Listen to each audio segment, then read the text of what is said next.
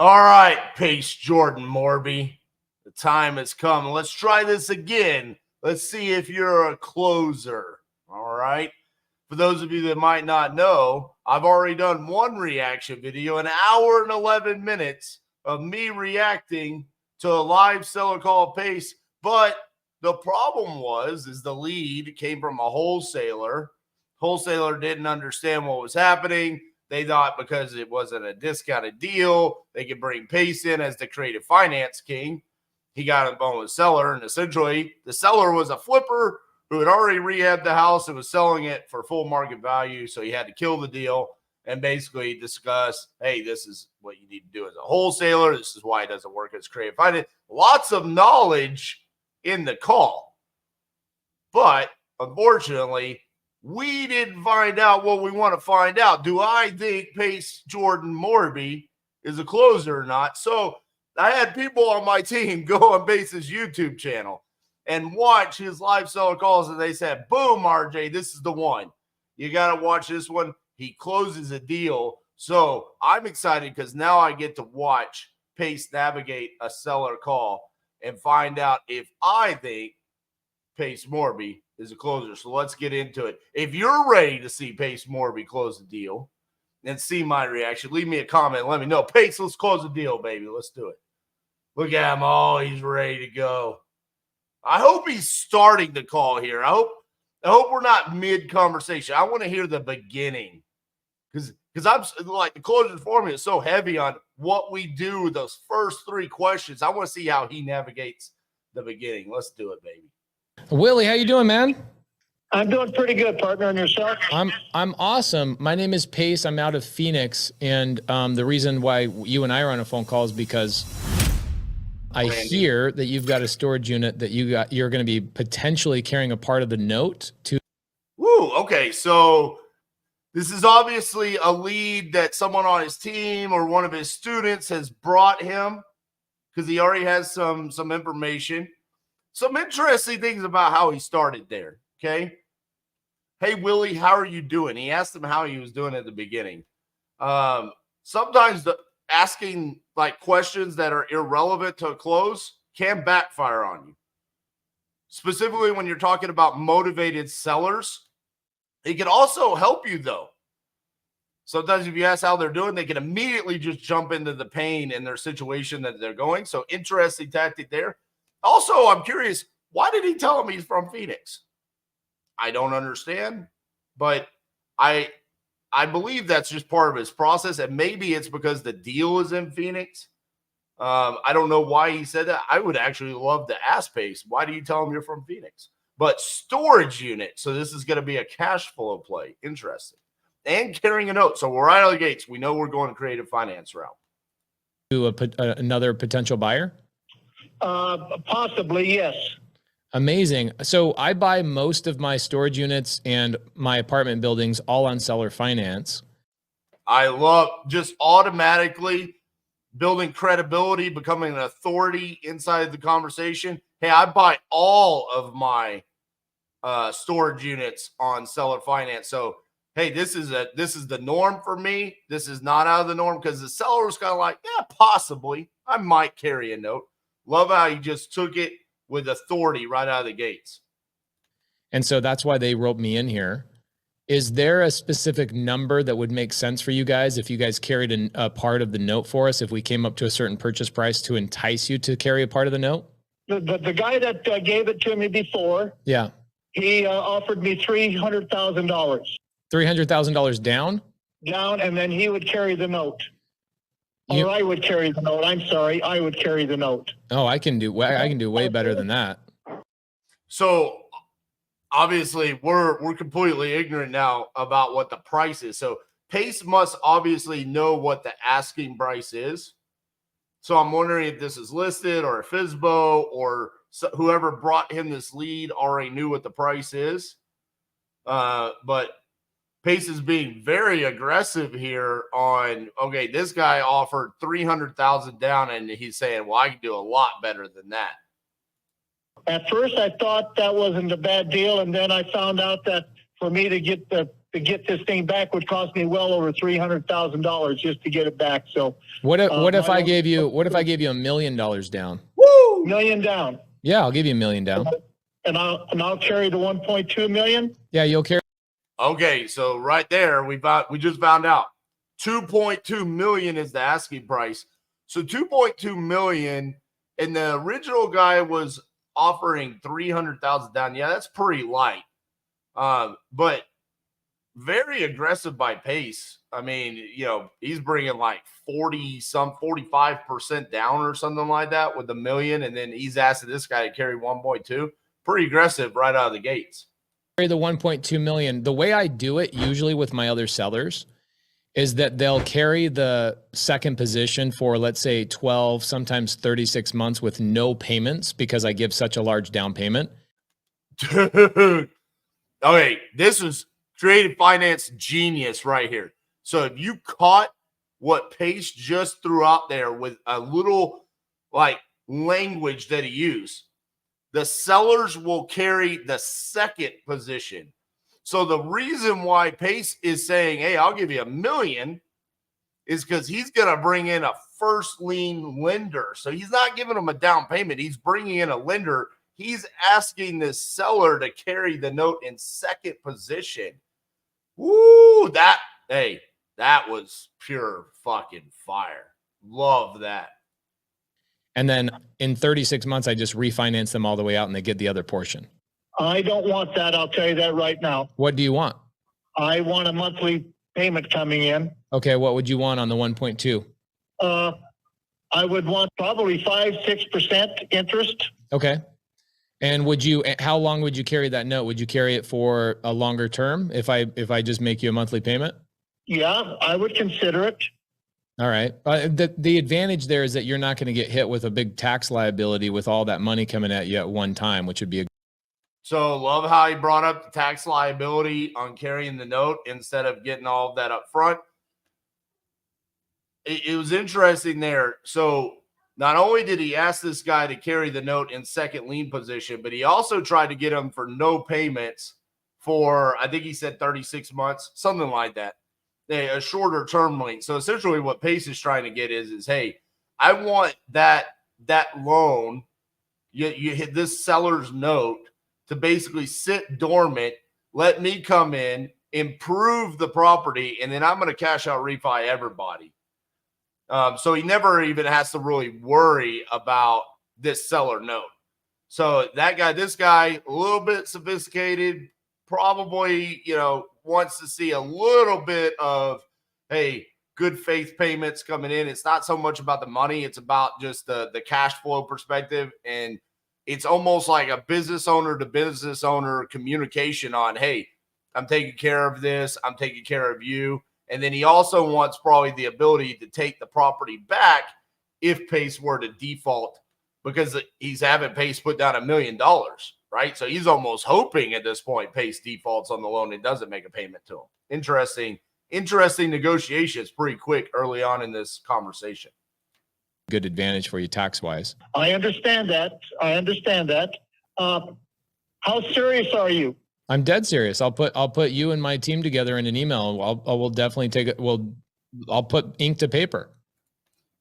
There's no better question for a seller to ask you than how serious are you? And I absolutely love Pace's answer here. Pace is smoking this call right now. It's a great call. He has the ability to do the deal. We're deal finders. We're not deal manufacturers. So if you go back to the first deal that I reacted to with Pace, right? He kills the deal because it's not a good deal. He's not going to try to manufacture something. He kills it.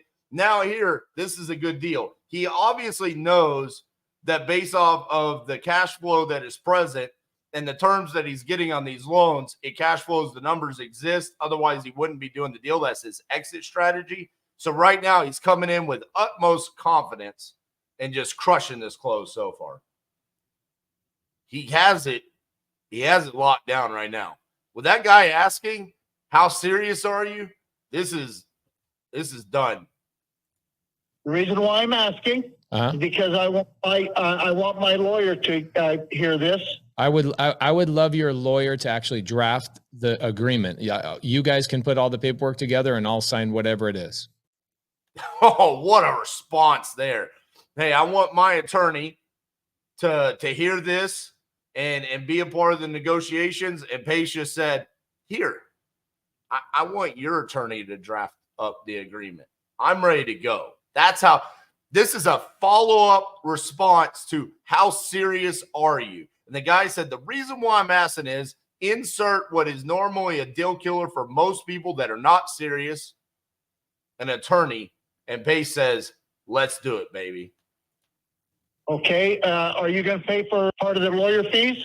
I'll pay for all the lawyer fees. I mean, we wouldn't close through them, right? We would close through a title company. Well, that's where my lawyer will come in at. I'll have him see what because I know when I bought my units, I went through the lawyer and we drew it all up through him. We didn't go through a title company. Yeah, I don't mind. We can go through him. What I find with all my seller finance deals is it's easier just to go through your attorney with his paperwork, because what happens is if I send over my paperwork, the first thing your attorney is going to do is beat up my attorney's paperwork because they got to justify their paycheck. So it's. I love that. I use that exact same line. Hey, your attorney's not going to like my attorney because he wants to get paid. So let's just go through your attorney. Love that line right here.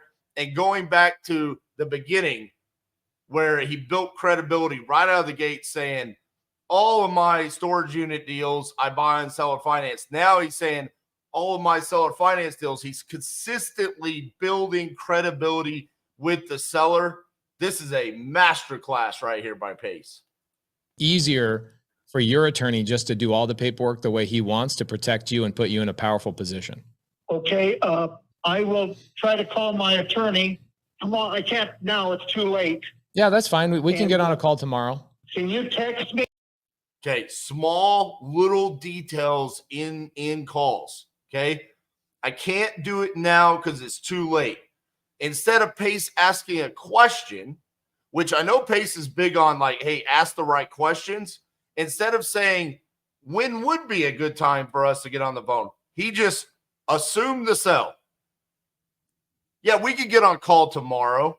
These are small. He has had a handful of small little statements, little idiosyncrasies inside of this call that have made a drastic difference, especially with this type of seller's personality. Really love that right there, where it's like, hey, we can get on a call tomorrow with the attorney. Absolutely. Your phone number, your name, your phone number. Yep. And I will get with my attorney. Yep. Tomorrow and see what see if he's available this week. Sounds great. So how does that sound? Does that sound fair enough? Yeah, that sounds good. Okay. And I'll go ahead and I will split I said between 5 and 6. I'll go 5.5% because interest rates are going up like mad. Well, I don't know what that payment would mean. So what I have to do is I have to look. Well, here's the thing about interest rates. You and I both know this. They're going to trend back down. They're just doing this to offset the crazy market that we're in. They'll go back down. So I don't mind paying 5.5%. I just got to make sure I can cash flow. That's it. Right. So I love that. He gave himself still the opportunity to negotiate on the terms, because here's the thing. He's talking about interest rates, but he has not talked about the term length yet. So is this on a 5-year term, a 10-year term, 20 or 30-year term? Because all of that matters to Pace at the end of the day, because he's worried about his cash flow. So that's what he's saying. Like, yeah, I can pay 5.5%, but he hasn't. He asked it earlier. Would you be open to doing a longer term length? But he hasn't specifically asked how many years yet. Curious as to why he hasn't done that. I'm wondering if it's just because he wants to see what the seller sends over in the contract. I'm curious why he hasn't asked that, or maybe he's about to. I understand. Because you don't want to carry a note on a non-cash flowing asset, Let me ask you this. Yes, sir. Why are you, have you seen my property on the internet? Yes, I have. Okay. All right. That's the reason why I'm asking. I will go ahead and I will get with my attorney. Okay.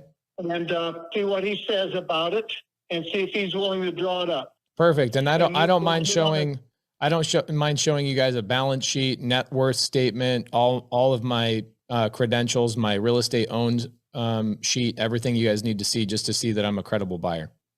So that is extremely powerful right there, what he did. Because what he's doing is he's differentiating himself from the majority of wholesalers and other investors that don't have his credibility. So anytime you have any sort of credibility that you've built up for yourself, flex with it, right? This is back in 2020 when I would do my 50-day challenges, and people would ask, well, I don't know who RJ Bates is. Google me. You can look me up. You can see I'm closing houses all day, every day. That was a credibility flex where it's like, here's a way for you to feel more comfortable to do business with me. That's what Pace is doing right there. So anytime you can build up any sort of credibility for yourself, utilize it in moments like this where maybe there's still a little bit of, the seller's not sure, not because he was asking a question there. I just want to know, you've seen my property, right? Sounds like he's right there. He's ready to go. That was a nice little credibility flex by Pace there. No, I'll be real honest with you. You probably wouldn't be talking to me if you wasn't, and that's just the way I am. We don't know each other from Adam. Let's face it. That's true. So, and I'll be real honest with you. I'm not that worried about it one way or the other if we close or if we don't close, because I'm in a position where I'll just continue operating the way I am, and I've been doing very well for the last 20 years. Love it. People always ask me this. They always say, how do you buy houses and properties and multifamily and storage on seller finance? And I go, so listen, Pace, everyone says Pace and I close differently. I don't think Pace and I close that differently. I've now listened to 2 calls. I feel like Pace and I are pretty in tune. He hit it right out of the gates. He went right to it like, hey, you're wanting to sell this? You want to do terms, the price? Let's get into this. I mean, he says that people don't sell based off of houses. They sell based off of pain, motivation, and other things. But now here we are. He's pretty much already closed the deal. So what do I talk about all the time? Reverse rapport. We don't want to talk about friends and family and dogs and college football early on and waste 30 minutes and then find out that it's not a deal for us. He's already found out that this is a deal. So now he's going to build rapport with them. This is what he's doing right here. This is reverse rapport to a T. He's feeling a little bit of wariness by the seller. He's going to smash down the close right here with a story. Because the people who own these properties are pretty well off. Like, they totally are fine. They don't need the money. They're living a great life. So I totally get it. Yep. Okay. I will go ahead and I will get with my attorney tomorrow. Mm-hmm. And if you text me your phone number and your name, and I will give that also to him, and then I'll give you a call back. Love it. Okay. Thank you, sir. I will get with him tomorrow. Appreciate you. Have a good day. You too. Bye-bye. Bye. Okay, so obviously he closed the deal. I mean, I consider that a closed deal as far as that conversation goes. We still got like 40% of the call to go. So I'm curious if this is like a follow-up call with the seller or if this is like his student or whoever brought him the lead, because we still got a little bit to go here. So, and he's still on the phone. So let's see who this is. Dude, he literally said on the first call, I'm not interested in financing anything. I'm telling you, dude, so many wholesalers just don't get it. It's like people go, but my seller didn't tell me they were interested in creative finance. I'm like, dude, have 2 more phone calls with them. When a seller says they're not open to creative finance, that what they're really saying, well, here's a great question, okay? When somebody says that they don't like ice cream, do you know what they're really saying? What? They're really saying I'm lactose intolerant, because nobody has a problem with ice cream. You know what I'm saying? So he's storytelling even with whoever this is. I'm assuming this is a student or somebody a student or someone on his team that brought him this lead. But he's even telling stories, talking to them. So really, that's what, when people are saying like, I'm afraid of creative finance or whatever else, or I'm not interested in seller finance, they're just saying they don't trust you. So when somebody says, man, well, how do you talk to an agent or how do you talk to a seller? And I go, with God-like confidence. And bro, he did that throughout. I mean, right at the beginning, how he dove into it. He assumed that, hey, you're offering terms on this. And even with the confidence that he had with immediately going to the $1 million down payment, and then you're going to carry this in second lien position, right? Love that part of it, because I'm assuming he's going to at some point in time, maybe not, because sometimes we don't explain how we're structuring a deal when it's live seller calls, but I'm assuming at some point in time he's going to talk about the fact that he's bringing a lender for first lien position. He's going to have this guy carry the note in second lien. And so when I talk to a seller, I have such strong confidence, and I've done it so much that I can get a seller to tell me in 2 seconds how much he's carrying for the other party, to the point where we can just work out a deal in less than 30 seconds. And it's confidence and just knowing what to say, right? So it's honestly one of the most frustrating things to hear when people say, oh, the seller's not interested. I'm like, gosh, dang it, just get me on the phone, you know? That's what he just did. It's like, wait, you talk to this guy? He's like, let's get him on the phone. Oh my gosh, thank you, Pace. So here's what this is. Here's what kind of deal this is, okay? Because normally $1 million down on anything is not a good deal. However, I've been utilizing a strategy I created about 1.5 years ago. It's called the Morby method, okay?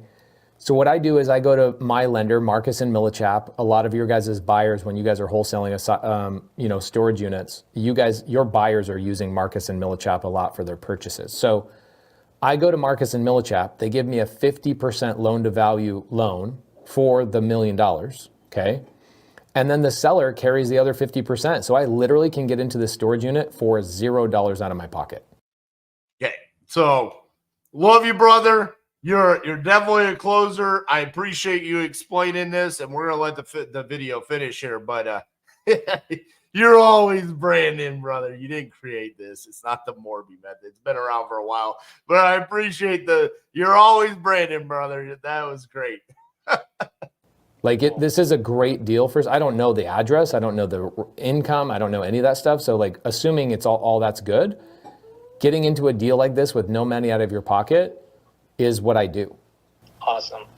Love it. So here's the process of a Morby method on a storage unit. I go to Marcus and Millichap. I've got a guy named James.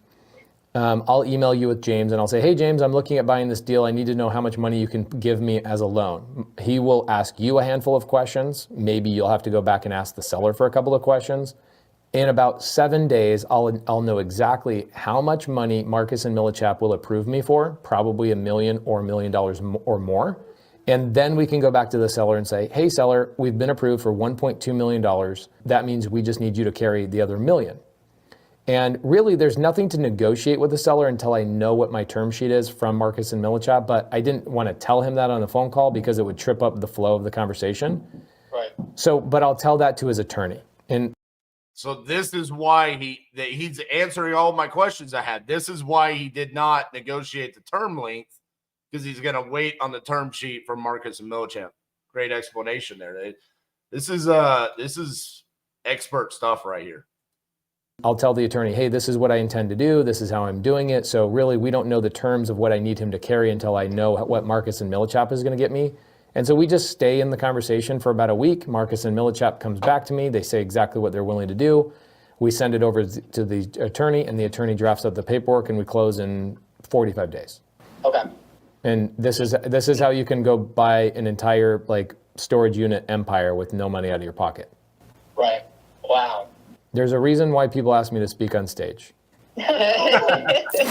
So guys, you heard it right there. I just got a phone call from a gentleman. Actually, his name is Alex Christian. He was referred to me by Britt. On Instagram, her name is Investor Girl Britt. She says, hey, Pace, Alex has some questions about a deal. And in 2 minutes on the phone call, I go, just get me on the phone with the seller. And so that was a phone call with a seller working out a Morby method on a storage unit facility. You see how easy it is to get these things under contract. Later. Love it. Love it. All right. It took 2 videos, but I am certain now Pace Morby is definitely a closer. I didn't have any doubts to begin with. That's why he was at the top of my list to do on these reaction videos. But I love the fact that we got to see the creative finance side of things. We got to see him also walk away from a deal. And quite frankly, his style of closing is not that much different than my style. breaking it in. I saw the reverse rapport going for the price early on in both conversations, verifying that they want to sell, asking open-ended questions. Pace Morby, I love you, man.